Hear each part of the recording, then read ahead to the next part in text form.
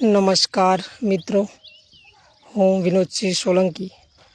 આજ રોજ લાઈવ થવાનું કારણ અગરાજીના મુવાડા ગ્રામ પંચાયતની અંદર પેટાપરા ગામ કારકાના મુવાડા ગામે જવા માટે કપડ રમોસડી મેઇન રોડેથી 1 કિલોમીટરનો રસ્તો મુખ્યમંત્રી સડક યોજનાની અંદર પાસ થયેલ છે. ઓછામાં ઓછા 2 વર્ષ પહેલાં આનો વર્ક ઓર્ડર આપવામાં આવ્યો હતો અને 15 મહિનાથી આ માટી મેટલનું કામ કરેલું છે. ઓછામાં ઓછા 15 મહિના થઈ ગયા. 15 મહિના થઈ ગયા છે માટી મેટલનું કામ કરે, પણ હજુ સુધી આ રસ્તો ચાલુ કરવામાં આવતો નથી. જેનું કારણ તો હવે ખબર નહીં, તંત્ર જણા, અધિકારીઓ જણા, કોન્ટ્રાક્ટર જણા, પણ વચ્ચે ગેપો છોડવામાં આવી આવા મોટા મોટા ખાડા પડ્યા છે.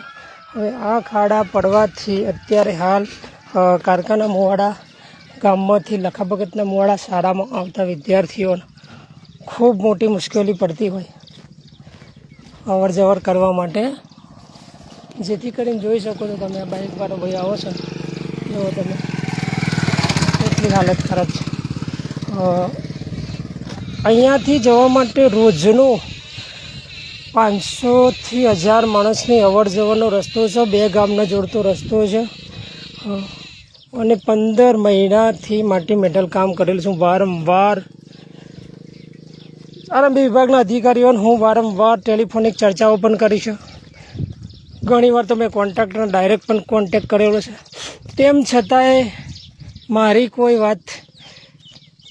કોઈ રજૂઆત સાંભળવામાં આવી નથી. તમે જોઈ શકો છો અહીંયા હાલત જુઓ આ રસ્તાની.